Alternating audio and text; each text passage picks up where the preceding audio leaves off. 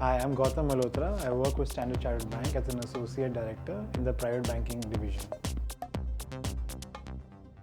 So we manage wealth and investments for HNI and ultra HNI clients, high net worth individuals, ultra high net worth individuals.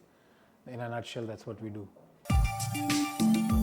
So when we talk about private banking, we are looking at the wealth of private individuals where we manage investments for these clients, and those would be basically through various instruments. It could be mutual funds, could be managed PMSs, could be direct equity.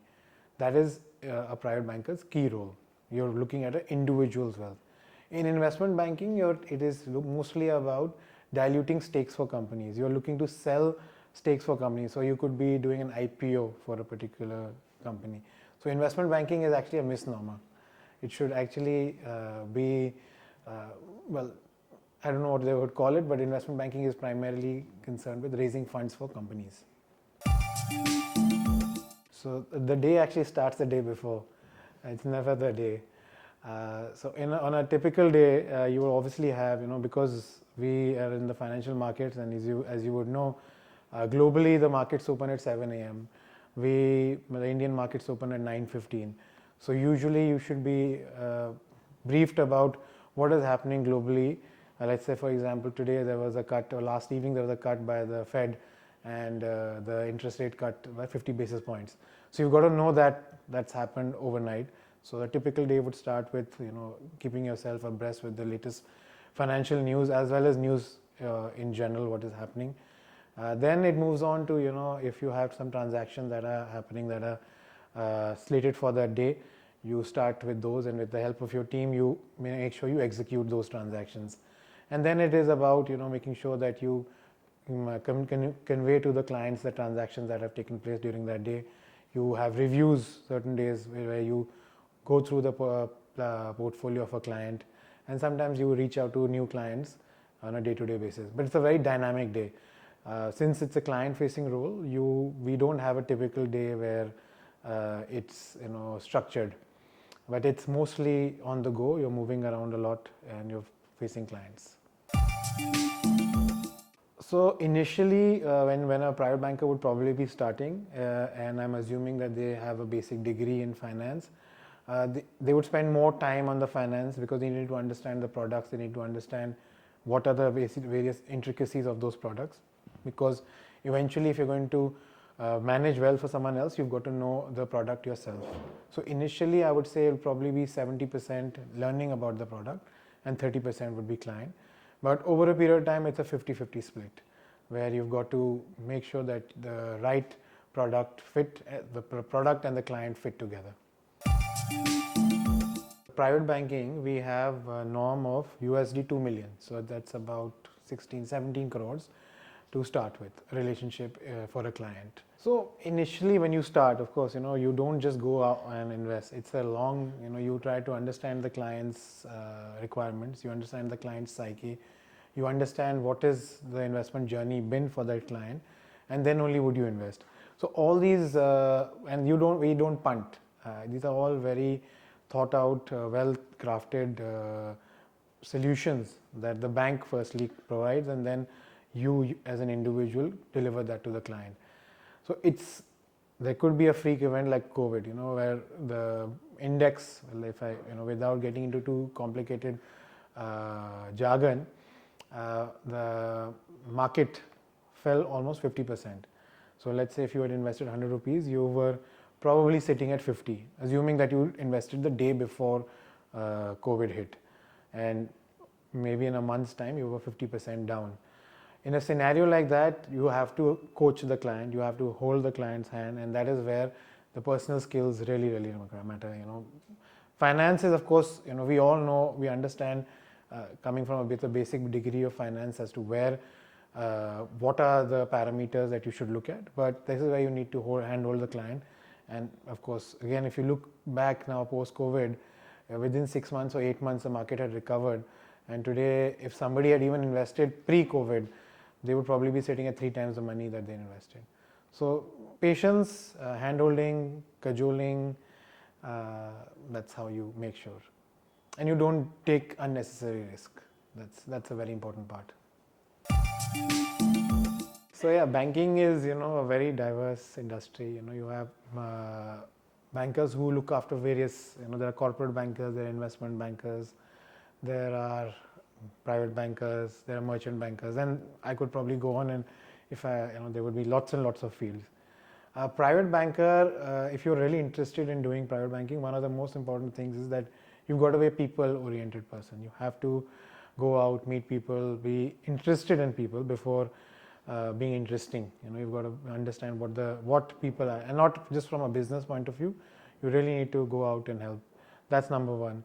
Second, you have to make long-term relationships. It cannot be transactional in a private banking role. You have to make sure that you think about today, tomorrow, and forever, because there are clients whose money you would be managing for generations. The first generation, second generation, maybe even the grandkids. That is the role of a private banker. So in a sense, what you really need to do differently is firstly you need to understand, are you cut out for this? Because you are, of course, managing people's money, and you would be personally, I won't say responsible, but personally accountable for the returns in the client's portfolio. So you have to make sure that you are looking at building those long-term relationships and nurturing them. A basic degree in finance and financial management is necessary. You need to have certain skills, certain certifications which are by certain various industry bodies that you need to have before you can become a private banker. And beyond that, yes, a degree, a graduation degree or a post-graduation degree. These are the hard skills that you need. In terms of soft skills, it says, I can go on and on, but the most important, again, what I spoke about earlier is interpersonal skills. You've got to be a good listener. You've got to be able to effectively communicate your point, and at the same time, you have to empathize with the client. Empathy is, what you need to have when you're talking to somebody about their finances, because people come from various backgrounds. And these are the various skills, I think, those that come to the top of my mind. Financial markets, of course, there are lots of certification provided by both Indian as well as overseas institutions, and you can continue to upgrade yourself. If I can, it'll be more centered towards wealth planning, wealth of a client. Those sort of areas would be the certification that you can, but that's a journey. You will continue to upgrade, and that's how you can carry on. So mostly, like you very rightly, like I said earlier, this is a role which involves the financial market. So you have to be on top of the financial trends. You have to know what is happening, not only in India, but globally as well. So that's one. Secondly is fintech, technology changing finance, and it's not only happening in India, but across the globe. Fintech is trends, how technology is evolving in the industry. Everybody should be aware of that, the technology aspect. And thirdly is how financialization in the economy is coming up.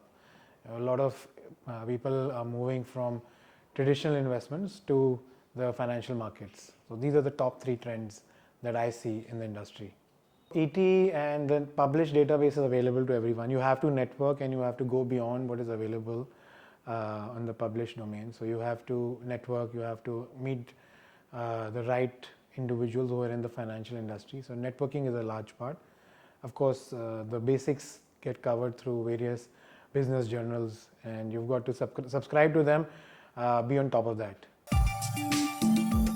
Like I said, so our business is about managing people's money, people's wealth. So the most important, the challenge that I faced initially was actually acquiring clients, reaching out to clients, because that is something, when you're new in the industry, you don't have a reputation, you have to build that trust. So that was a challenge initially. The only way that you can come through that is you reach out. It's a funnel. The more input you have, the better will be your output. So you've got to keep reaching out to more and more clients. You've got to reach out to more prospects. So that was one challenge that I faced. Secondly, as a fresh graduate, there is a little bit of a difference between theory and the practice that happens. So you have to continuously upgrade yourself with the skills, with the correct financial degrees, the financial certifications. so that you make sure that you upgrade your knowledge all the time. Those are the two challenges that I faced initially, but with time one can overcome them. Oh, technology is definitely a game changer in the private banking and the banking space. As you see, a lot of do-it-yourself platforms are there now in the industry. Clients can do a lot of their own investments. Research is available at a tap of a button. Geographically, you can get all the research, on your phone in one go. So no doubt, technology has played a lot of difference in our industry. And in the last 5 years, there's been a monumental shift. Earlier, we used to have clients who were not so tech savvy, but with the India's population, the urban population going up, technology is playing a huge role, and will continue to do. I'm sure as AI comes into the picture, technology will be a large game changer in the industry. It's a phenomenal growth. In the last 5 years, the private banking industry would have probably doubled in terms of the wealth that is there in the industry, the number of HNI, ultra HNI clients that are there. That's because India is at a cusp where a lot of IPOs are coming out. You see a lot of tech-oriented companies at this point of time with e-commerce, tech IPOs coming out. So startups have started getting a lot of mobilization. So there are a lot of new entrepreneurs who have cashed out, a lot of employees who have done very well. So wealth management has done phenomenally well in the last 5 years for India, especially post-COVID. And what has also happened is that financialization of savings has become a key trend. Today, everybody is investing in mutual funds or direct equity through either themselves or through a platform.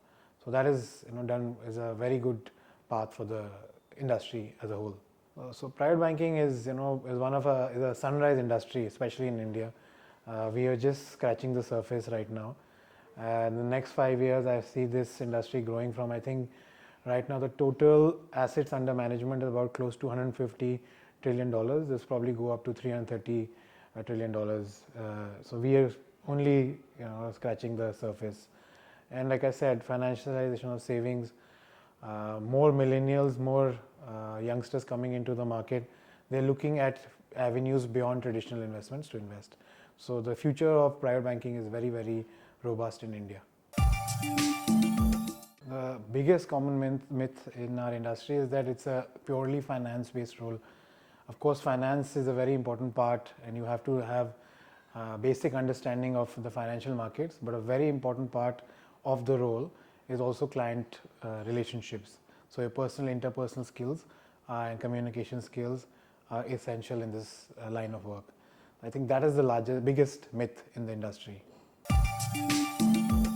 So when there is excitement like an election day and the election results are coming out, it is quite exciting because budget days are very exciting, even though now a lot of the stuff that the government comes out with is decided before the budget. But yes, it's a frantic sort of day, and anytime there is a lot of volatility in the market, there is. Otherwise, it's like the army. On non-war days, you're just sitting and waiting for your time to get deployed, and on war days, you're just wishing that you were not there. So that's how it is. So, well, because you're in a client-facing role and markets are very dynamic, you have to be on. You can't switch off. But it's not like you can't take. As long as you inform your clients and you have to have a backup team. You have got to delegate. You cannot, like for instance, when I'm talking on this interview right now, there's someone else who is, my delegate who knows that what needs to be done. So you're not always on. You can take time off. After a certain stage, there's a lot of flexibility in this industry. You can work with your clients around their timing. So there is a fair amount of work-life balance that you can manage. First would be to always look at making long-term relationships. Always have the client's interest in mind. Firstly, secondly, upgrade your knowledge. Finance is a field which is evolving and probably interests all of us at all points of time. And with technology coming in, you have to continue to upgrade your skills. And thirdly, always work on your listening skills. We talk about communication skills, but eventually you have to give the client the most amount of respect and make sure that you listen to him. That's the advice that I would give any young budding private banker.